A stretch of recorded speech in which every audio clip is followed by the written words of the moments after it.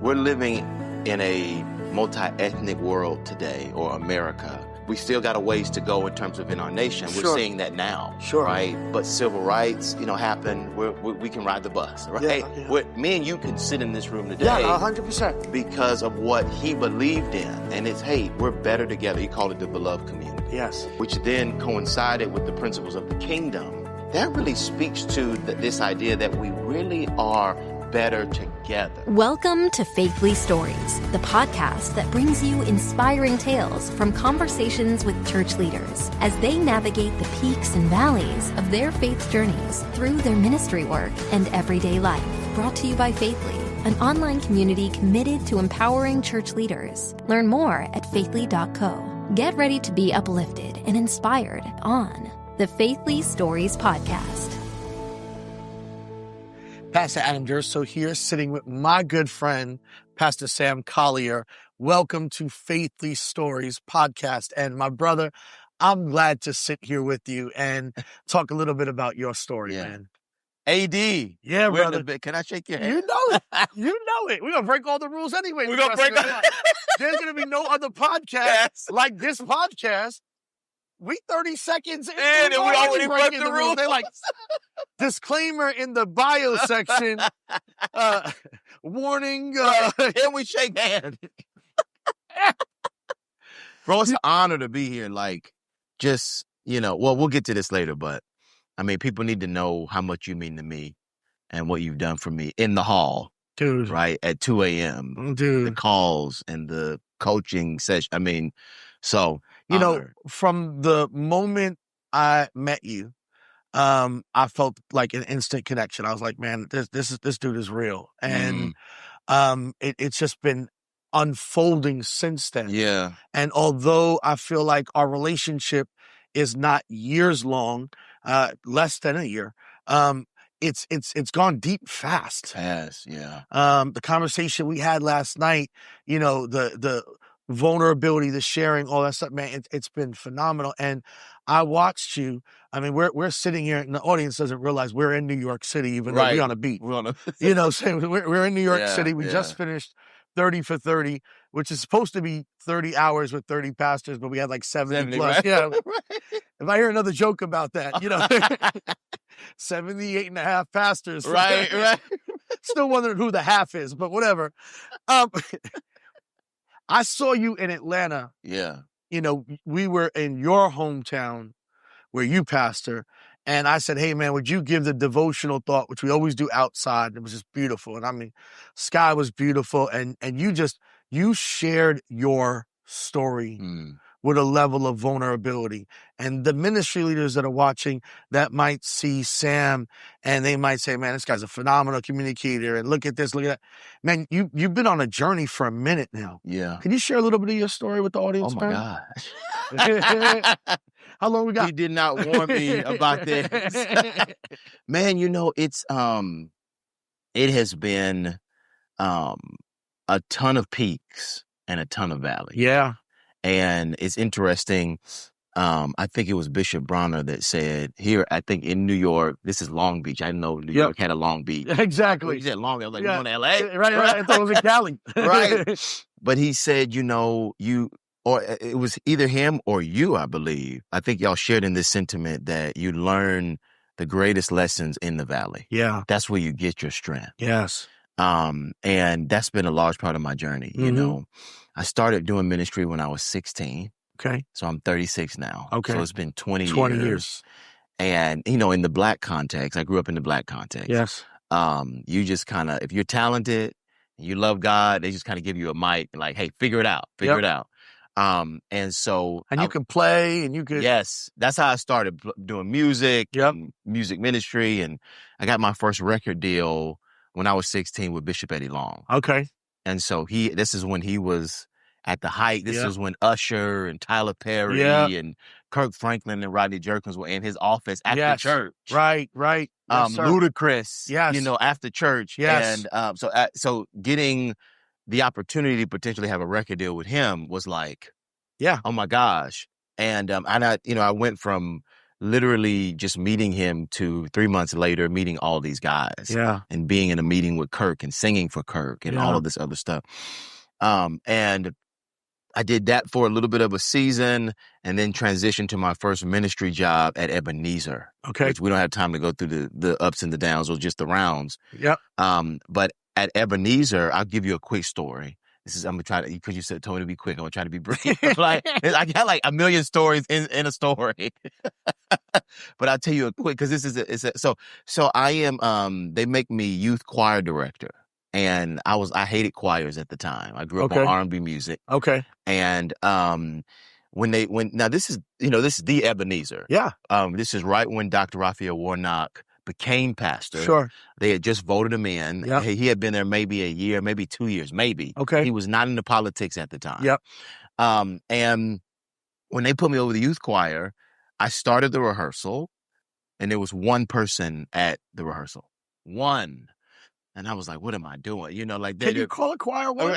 Like, if you got one member. It's a voice lesson. I think a soloist? Right. It was a voice lesson. And I'm playing, and so the Lord tells me. Was he or she talented at least? Yeah. Okay. Yes. At She least was young, though. That'll save you, though. She's like 12. And it's her and her mother sitting in the back. Okay. And so her mother sits in the back because she's 12. Her mother sits in the back the whole time because it's just her. Yep. She's not going to leave this 12-year-old with this guy at Ebenezer. Right.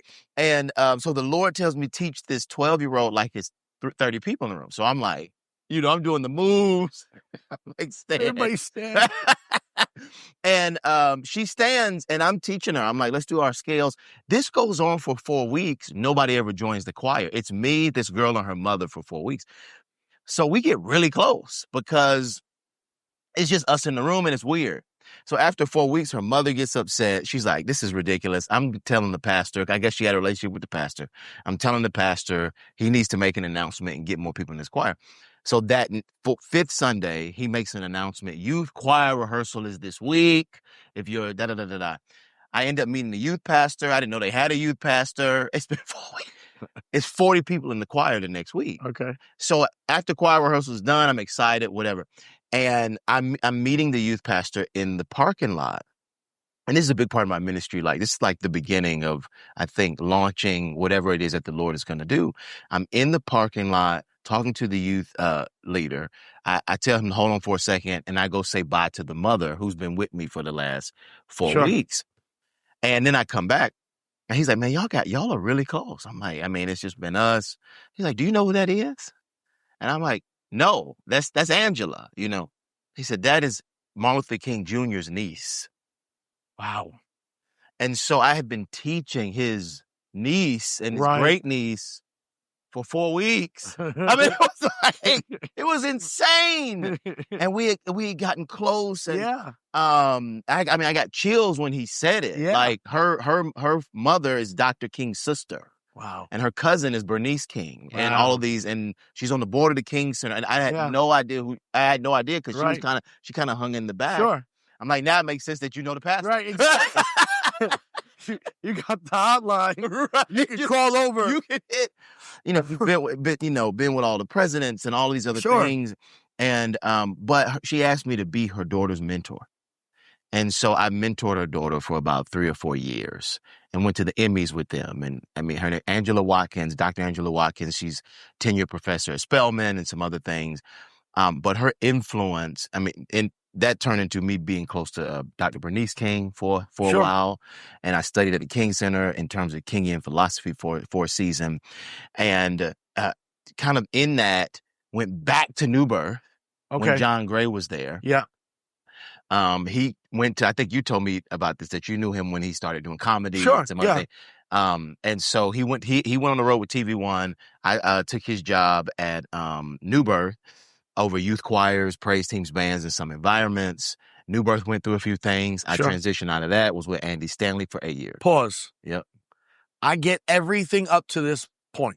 Yep. You grew up in the black church. Yep. You're talented. You're gifted. Music. Ebenezer, New Birth, Kirk, Rodney. Yeah. It all makes sense. Andy Stanley feels a little bit like a left turn. Like you just gonna bring that up right here. and be like, oh, and by the way, I went to the whitest possible church in the Atlanta area. In Atlanta. For the international crowd that doesn't know. Like, birthplace of civil rights. Like, this is Dr. King. Right. I went from Dr. King's church to Andy Stanley's church. I'm just saying. And you didn't like have like a moment, like you were there for like 8 years. 8 years. My longest ministry stint. That feels like a fish out of water a little bit. Like, how is navigating, you got guys that are, dealing in diverse environments, right?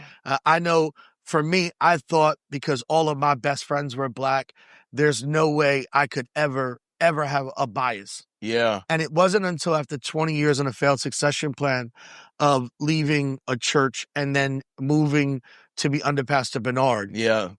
And we prayed for the first time. We stopped the service and we prayed for an unarmed Black man in service. And I thought to myself, I went upstairs to the conference room, where at the time we had multiple services and Pastor would have breakfast and we'd have breakfast with him. And I thought, I can remember over 20 years distinctly stopping services for police officers. Yeah. Who were killed on John. I officiated a service that had 15,000 police officers show up, and Biden, who was the vice president at the time, and our governor and our mayor and the cardinal and Pastor Bernard, they gave the eulogy. I didn't realize that we had never stopped a service to pray for an unarmed Black man or woman. And in that moment, and I confessed it to Pastor Bernard, and he said, you'll never really understand until you're led by somebody who's not part of the dominant culture. In some ways, you're going the other way. Absolutely. You're now going from Black culture Atlanta and two of probably, the most, one historic and certainly one that's got a name, to say the least, now into an environment led by Andy Stanley. Yeah. What was that like, man? Man, it was a cultural revolution in my mind. Okay. And it definitely was the leading of the Holy Spirit that led me there. And to be honest, I ended up there and wanting to go there, not for cultural reasons. It was for innovation reasons. Okay. Which was interesting because at the time I had gone, I told you New Birth had gone through some things. Yes. The history of New Birth. Now, obviously, Dr. Jamaal Bernard is pastoring it, and it's flourishing again. But it went through a hard season. And up until that point, having gone through so much and just kind of dealing with that, I wanted something different. I was just like, I need something. I want to approach the gospel maybe in a different way, but I didn't really know how to answer that question. And it was actually Bishop Eddie Long's son who took me to North Point, which is Andy Stanley's church. Yeah. He just called me one day and was like, and I'm trying to remember when this happened because I was like figuring different things out. And he said, man, I'm going to a 6 p.m. service somewhere. I want you to go with me. So I go with him, and it's the most white people I'd ever seen in my life. Ever. I was like, right. It's like the Christian Gap store. You said we were going to break the rule. We apologize from the beginning of this podcast. So if this has to be edited out in post-production, just edit me out. Yeah. Old Navy. He said, I went to the Old Navy of church, Old Navy Tabernacle. And I was like, I didn't even, where all these white people come from? Because in Atlanta, yes, you can be Black and never see a white person. Yeah, I get it. Like, you can just live over here. Yeah. And I didn't know Alpharetta existed until I got to North Point. And so I'm like, this is like a whole new world. So I was fascinated at that. But then once I got past that, I was seeing the lights and the camera and I actually think when I went, they opened with a Marvin Gaye song, What's Going On? Okay. Which is about, kind of a cultural criticism. Yeah. Social justice, all that. And it's positive, so it made sense, but it was I was like, what is this? Right. And then he went through the service, and I don't believe Andy was preaching in person, but the screen was like life size, and at one time they had a hologram of him at one time. Yeah. And so I was just so blown away by the innovation. I said, man, whatever they're doing, I want to learn. And if it's a bunch of white people here, that's fine. I'll figure that out. Well, it says something about your character and aptitude for learning, because the bottom line is whether you agree with everything or don't agree with everything. I remember the old saying in the church used to be, chew the meat and spit out the bones. Yes. I don't have to agree with everything to learn from something. Yes. And so you're in a completely different cultural environment and you're saying, I can learn innovation in this space that I can apply in multiple spaces. And I don't have to replicate it. I just want to learn from it. And then you go through this season where then you're going to launch. Yep. And you're the very first ordained Black global Hillsong pastor. Wow. I mean, that seems like a lot of pressure, dude. What was that like? And it wasn't the goal. I think it's a great segue. And from North Point to Hillsong, coming out of Ebenezer, because when you look at kind of the journey and where I ended up, it kind of has Dr. King written all over it in terms of just what he stood for. Yes. We're living in a multi-ethnic world today, or America, when there's no, slavery's not happening anymore. We still got a ways to go in terms of in our nation. We're seeing that now, right? But civil rights, happen. We can ride the bus, right? Yeah. Me and you can sit in this room today. Yeah, 100%. Because of what he believed in. And it's, hey, we're better together. He called it the beloved community. Yes. And so for me, it seems as if, God introduced me to the King family, introduced me to the Kingian principles, which then coincided with the principles of the kingdom. And then took me on a beloved community journey in understanding. And I love this point that you made in terms of, man, it doesn't matter what's happening. I can learn from anybody. And that really speaks to this idea that we really are better together. Yes. And I think for me, obviously, when things like George Floyd happen and other things, you start to see how maybe apart you are or how much you can learn from one another in terms of coming together, or our gaps, so on and so forth. But there was so much that I learned at North Point from my white brothers and sisters that made me a better leader, that made me a better communicator. I tell everybody that I got my passion from Bishop Long, but sermon structure and the intention of theology and getting behind the text and context all came from Andy Stanley. Storytelling, yeah. It all came from Andy Stanley. 100. And it was like, and he was a tough critic. Yeah. But I had to submit myself through that process. And on the other side, it led me to your point, to this first African-American pastor at Hillsong. And it wasn't the goal. I just gotten to the end of the rope at North Point, and I started asking the question, is it possible to truly create an environment where all cultures can be seen and understood, and the expression of ministry, whether it be a white context and a Black context, can we take the passion of the Black church and mix it with the intention and the strategy of what some would consider the white church, and the innovation, and then the prophetic side of the urban context, but then also the intention on theology? Can we put that together? Yeah. And so I started looking for a house to do that in. And Brad Lomenick was my second call, because me and Andy talked about it a lot, and we really wanted to do it, but we just, Baptist Foundation, Pentecostal, so on and so forth. And so he introduced me to Brian Houston. Okay. And I flew in to meet with him literally, and this is just literally the week of George Floyd in LA. And as I'm talking to him about this multi-ethnic idea, he's excited about it, but there are riots going on literally down the street. Wow. And so it was like a prophetic moment of God just going, our nation needs this. Hillsong can be a part of this. And they were trying to figure out what they could do globally even. They had just formed a global, multicultural board? Sure. Well, they were trying to figure out, okay, what does it mean to do race relations here, but also in South Africa? Yeah. And then also in the UK and in other places. And so I'll stop.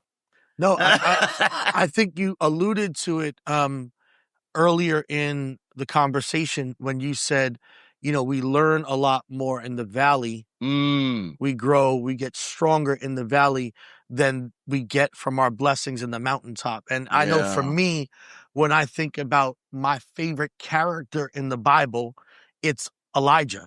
It's 1 Kings. I think there's a reason why in the New Testament, James says Elijah is a man just like he could have picked anybody. Yeah. He says Elijah, and it's like, well, why? Well, Elijah's the guy that can call down fire in one moment and wish it to be over in the next. He's sitting under a tree like, God, I'm done. I'm burnt out. Ministry, kill me now.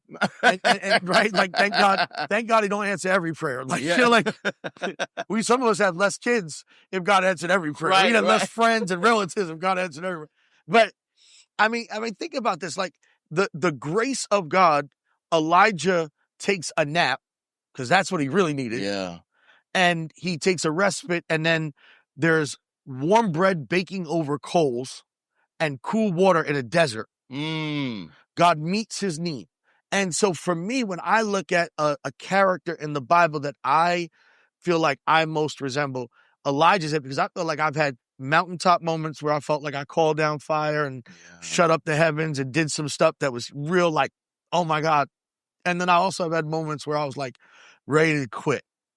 And God does something in those seasons. And it sounds like you've got these moments that have been high highs. Yeah. But I know some of the next part of your story has felt like, man, but I had to go through the valley to get to where I am today. What does that rest of that story look like?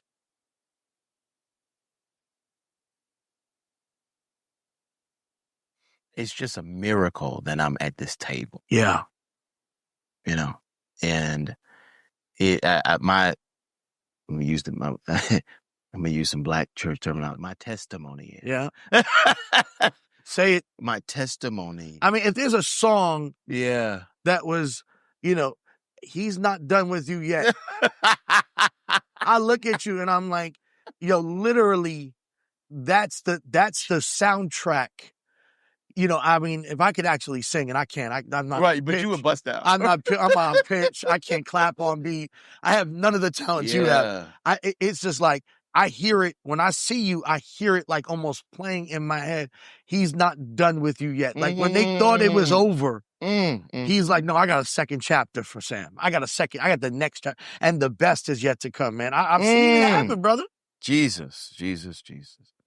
Don't do this to me at this table. I'm sorry, man. I gotta go there. In the hall last night. You should have just laid hands on. I was afraid for your neighbor in the hotel room. I thought she was going to go down too. Man, yeah, it's my testimony has been, I have been kicking and screaming. The Lord literally has just been dragging me. You're not going to give up. Yeah. And I'm like, please let me give up. Like, I'm done with the ministry thing. I'm done. It's been too much. It's been too hard. It's been, and this is just, I really do think it's a great segue. And I'm definitely going to answer the question. And here's what's crazy, Sam, because you have options. There's the guy in ministry that's like, I'm at the end of my rope. I'm done. But I got to go back next Sunday because I don't have a choice. Yeah. You're so musically gifted and talented, and your podcast is being spread. I mean, you're in rooms. It's not like you can't go secular tomorrow or get another job. That was my plan. Another opportunity. Like you're in it because God has said, you ain't gonna give up. I'm gonna keep you in this. It's not like, well, I just don't have another opportunity. So I have to do this. Well, and that's such a, and I've never said this publicly, but since we're here, it seems like we're outside. We're inside, but we're outside. When you go through, and we're going to get into the Hillsong season, right? And then, but if you're a ministry leader and you know anything, they don't need a whole lot of context for it, right? You understand the barrage of media scrutiny and documentaries and all the things that we planted our church in and then had to navigate through it. And again, I'll unpack it in a second, but it's like when you go through stuff like that and then go through a divorce and some other things, which we'll get to, you have people that are just like, just hang it up. Because depending on what theological background you come from and how you view restoration, it's like you're disqualified. Just go sit down for the... Yeah. And nobody has a number. No. It's like, is 10 years enough? Yeah. Is 2 years enough? Is 1 year? Is 6 months? How do we know when somebody's really restored? There's no real number in the New Testament. Right. It's not like he gave us studied it. A blueprint. Yes. And was like, hey, you sit him down for 6 months. And then we, quietly bring him back. I remember the time Bishop Jake said to me, he said, Christians are the only people who shoot our wounded. Yeah. Now, I'm not saying that there's not a place of restoration, but what does that look like? Mm-hmm. Is it 18 months? Is it 6 years? Is it 10? Or do you just put the guy out? How do you know somebody's changed? Right. Right. Mm-hmm. And so for me, it's like when you, now again, and I want to be, honoring, because there were so many voices at that time behind the scenes going, this is not going to be your end. But there were, I probably would say, maybe more voices, or it seemed like it was, that are like, just hang it up. Why would you want to keep? And so you get to the point, even you hear those voices, you hear these voices, first time in my life ever hearing these types of voices, and then feeling the weight of the moment and the pressure of the moment, you just go, yeah, why do I want to? Right. And you start saying, and I started calling people and going, yeah, no, I'm trying to get out too. I tried to give our church away 5 times. Truth just refused to take it. Love you, man. Right. The truth. I mean, I'm begging him, please. He's like, you're not stopping. And I'm like, and so I'm like, guys, it's not that I want to do this. Right. My therapist had actually, and I'm skipping around, but my therapist had actually told me when I was on the verge of a nervous breakdown. Let's pause. So we go through the Hillsong season. We plant our church 6 months after Carl Lentz has his situation in Hillsong, New York. When we get announced as first African-American pastors, right? I was married at the time. We're People Magazine, New York Times, all these things in a week. And I'm like, this is it. This is the best. Right. It's like the crown of everything that this has been leading to. And then literally 7 days into the media cycle, the situation in New York happens with Pastor Carl Lentz. It usurps. We're out of the media. And it's him, and then it's Hillsong, and then for the next year and a half. And I'm talking about, I know the reporters' names because of how many articles were written. Sure. We were having global meetings about reporters. This is the individual. There was one individual who, she just took it upon herself. She was like, look, the Hillsong is my project. And I don't believe she was a believer. I think she's Jewish, actually, in terms of a Christian. And she's like, look, every day I'm going to write an article about Hillsong. And I'm going to find something. I mean, if somebody tripped over a Lunchable in the hall, she wrote about it. Right. It's like, they got Lunchables at Hillsong. Right. But I remember at one time, for 3 or 4 months, it was an article from the New York Post and the New York Post is a feeder. So when they posted, Vanity Fair's picked it up, and then this person, Associated Press picks up on it, which if it's positive, it's great. Yes. But when you're in the middle of that kind of cycle and that whirlwind, I mean, it's crazy. Well, and she ends up getting to deal with Discovery Plus. Sure. That's what the documentary comes out. Yep. We plant the church 6 months into that. In the Bible Belt, where Christian news is news. See, in the South, it's Christianity. Everybody go to church for the most part, or at least you've grown up in a church. In the North, it might be a little different from what I have understood. That's why you have so many mega churches in the South, because everybody just kind of goes to church. So if there's something in the Christian media, I mean, it's kind of being spread, and then it started tapping into, some mainstream media. And so when we plant our church, we've got 2,000 people at opening. But most of the people came just to, what's going on here? What's going on? And so we think and I'll say this to you, it's like in our minds, it's like, Hillsong's been number 1 for the last 40 years. Yeah. Shout to the Lord stuff. Like Darlene Hosanna. Yeah, way back. Mighty to Save. 1980 stuff. Yeah, yes. In our minds, and I had mentors calling me behind the scenes going, are you sure you want to continue with this? Like, I'm like, we hadn't even planted the church. We had been announced, but they're like, now, are you sure? And I'm like, it's Nike. You know how many, Nike goes through stuff all the time. Yeah. You just don't hear about it. Yeah. I'm like, they're not going to go down. Right. And again, they're still existing, but in terms of the hit, and it just didn't stop. Let's fast forward to your engagement with Christian Cultural Center. Yeah. Pastor Bernard, Pastor Jamaal Bernard. Yeah. How did that come about? We go through the Hillsong season. We transition the church over to Story Church. That goes on for about a year and a half. And then I go through a public divorce, which is very hard. The intention at the time was that it would not be public, but it ended up being public. And right when it kind of goes public, and I talked to you about this privately, we're in the middle of a building project. Mm-hmm. And it was probably a $750,000 building project. We're $400,000 in, and it goes public. Our tithing goes down 80%. And for me, I'm like, man, it's over. We just need, again, it's been this, it's been that. We just need to hang it up.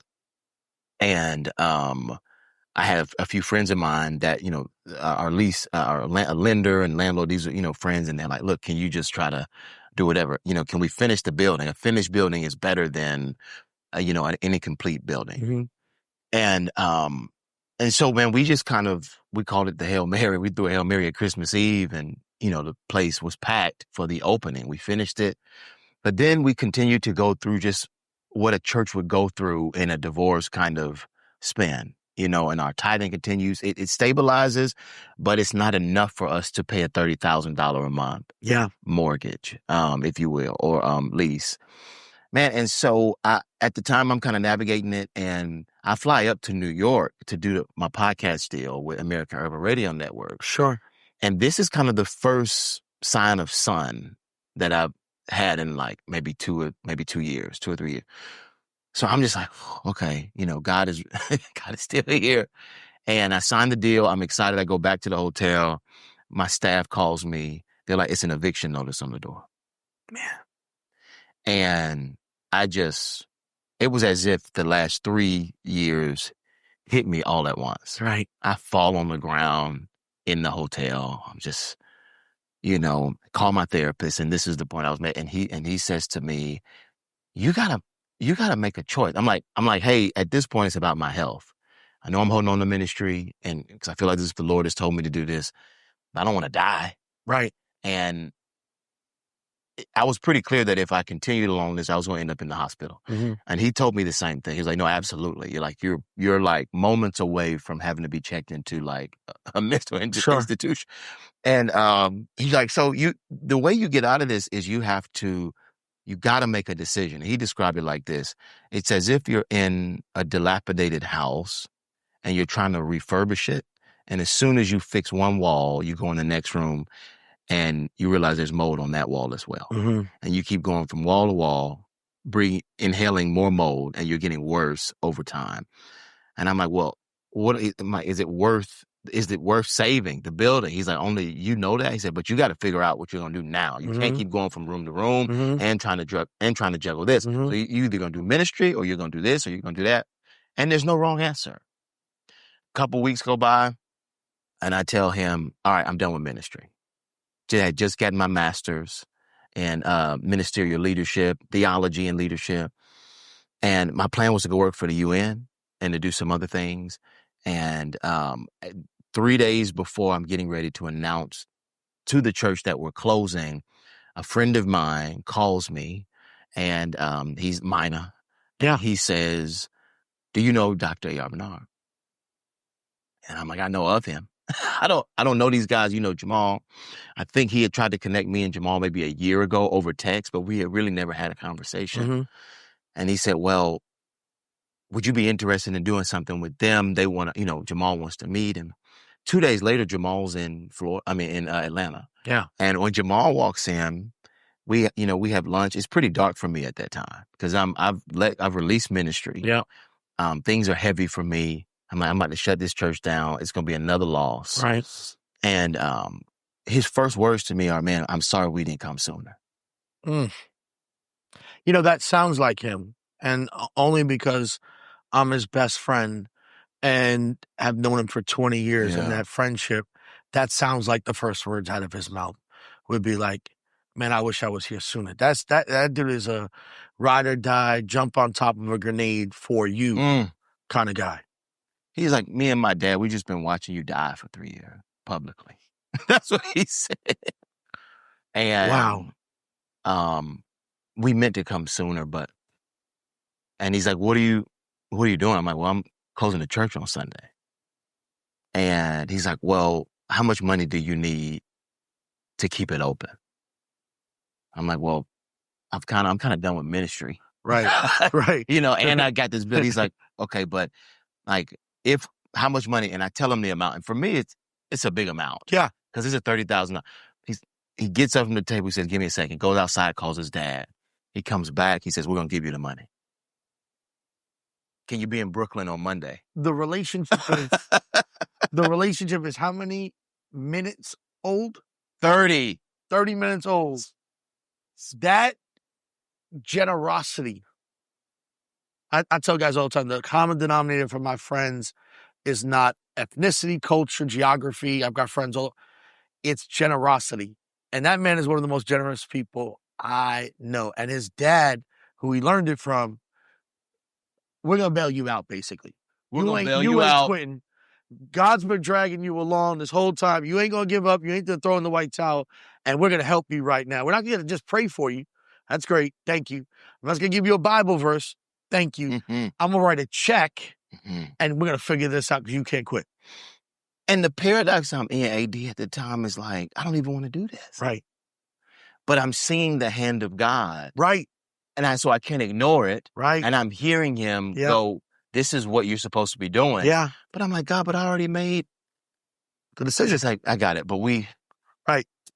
And I'm in Brooklyn on Monday. It is like, just don't close the church down Sunday. So I have to walk it back emotionally in my head. I'm just go through with the motions on Sunday. Monday, I'm in Brooklyn meeting Dr. Bernard and Jamaal. Pastor Truth goes with me. And what's, at the time, and you'll appreciate this, at the time, the whole time I'm sitting there, I'm going, okay, at some point they're going to ask me about my marriage. Mm-hmm. At some point that's happening because this has been public. And they don't. So we go through the whole meeting, and then Truth is like, I got to go because he has to catch an early flight. He had to go back. And they're getting ready to leave. I say, hey, guys, I think we should probably talk about my marriage. I bring it up. And they're like, oh, we got 5 minutes. What's the deal? And I'm like, at this point, they decided we want to do Christian Cultural Center Atlanta and all these things. And I'm like, well, I feel like you need to know the details. And they're like, we got 5 minutes. And I'm like, okay, so here's and I'm telling them the entire story. I'm like, here's the fucking the Maya. Here's what I did. Here's what she, like, just all the stuff. Like, here's where I'm at, and here's what I'm trying to. And they're like, okay. Is that it? And I'm like, well, this is right. Because you wait for them to be like, all right, man, this is great. Yes. We changed our mind. Yeah. And AR looks at me, he goes, we already knew all that. Right. We wouldn't be sitting here. Yep. We just wanted to see if you were going to tell us the truth. You got it out? I'm just like, and we leave. 3 months later, we plant, CCC Atlanta. And I've been there, and I've gotten to see the campus, and I'm still waiting for my invitation to preach at CCC Atlanta. But whatever, it's okay. You let me know. I've been waiting on.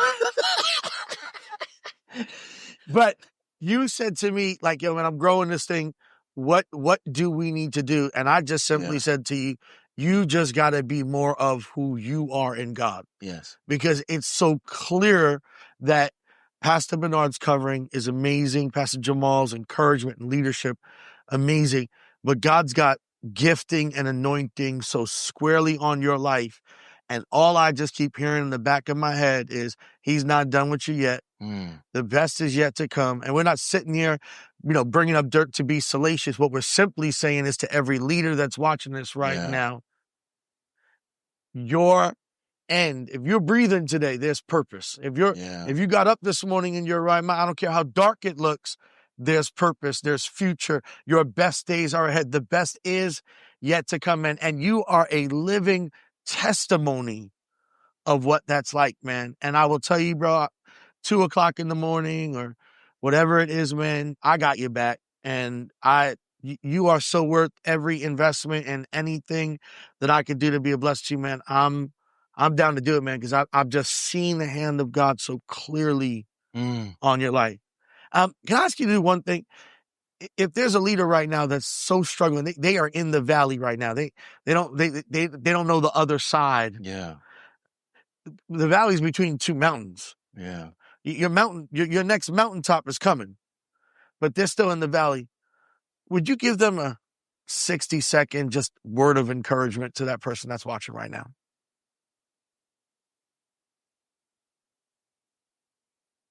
I don't know how I made it through this interview with you. Yeah, I think, what I would say is that one of the things that just keeps ringing in my spirit is, Dr. Bernard spoke to me and I asked the question, why would you want to work with somebody like me that's gone through? And he said, because you're humble, you take accountability. We want to see if you would tell us the truth. You did. You're not making excuses. You're willing to grow. You want to grow. And I can work with that. And I think that's just so important for people who have gone through some things, who have made some mistakes, which all of us have. Yes, we're all flawed. I think on the other side, this is what I've seen. On the other side of accountability, humility, brotherhood, because our real first conversation was us riding around the city, me going, bro, all right, so here's my story. And you're like, okay, here's where I'll challenge you. And here's where I'll hold you accountable. And here's where I'm going to call you up. And I think that that's just so important because I think on the other side of that, humility is grace. Yes. And God can just, what does he say? He opposes the proud. Yeah. And uplifts the humble. Yes. And so I just would encourage somebody to be humble in your valley. John Maxwell said it this way, when you're down, get all the lessons you can when you're down. He said, because when you get up, those lessons are no longer there. Yeah. And that's been my prayer in this season. And if you got to go kicking and screaming, go kicking and screaming. But be obedient to the Lord. Yes. That's the only reason I'm here. Yes. Because the Spirit of the Lord said to me, I don't care how you feel. This is what I've called you to. Yes. Are you going to be obedient or not? Yes. And it's been individuals like you who have said, we got you. I'm like, okay, 30 for 30. Yeah, I love you, man. I love you, man. I'm going to dap you up again because I don't think they're allowed to do that on podcast, but we're going to do it anyway. I'm sitting here with Sam Collier, pastor of CCC, Christian Culture Center, Atlanta, here in Long Beach, Long Island, and New York City. Thank you for watching us on the Faithly Stories podcast. Continue to follow us on social media and all the platforms. Definitely follow this guy. Watch his journey because the best is yet to come for him. The best is yet to come for you. God bless you. Thank you for tuning in to the Faithly Stories podcast. We pray this episode gave you the encouragement you needed to continue on your journey. The Faithly Stories podcast is brought to you by Faithly, an online community committed to empowering church leaders, pastors, staff, and volunteers. The Faithly digital platform offers innovative and practical tools and resources to enhance connection, foster collaboration, and promote growth within the church and ministry space. Remember to subscribe, rate, and review our podcast to help reach more listeners like you. Stay tuned for more uplifting tales from the front lines of ministry on the Faithly podcast. Stay bold, stay faithful, and never underestimate the power of your own story.